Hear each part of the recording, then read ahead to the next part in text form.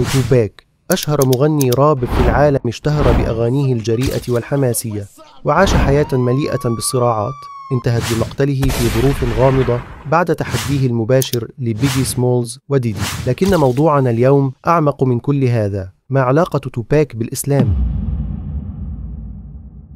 في كوليج ليسي اول ما تعرف ترى الحياه مره ضربت انا كيسك سنه في ربي.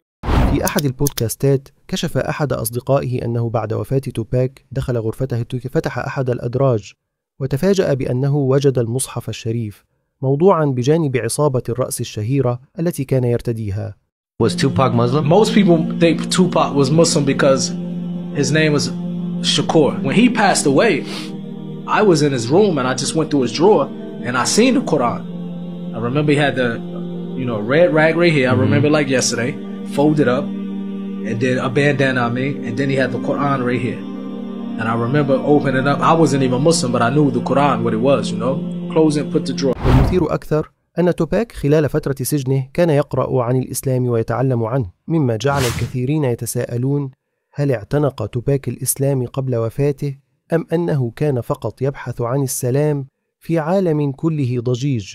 مهما كانت ديانته، توباك ترك رسالة واحدة: الصوت الحقيقي ما يموت،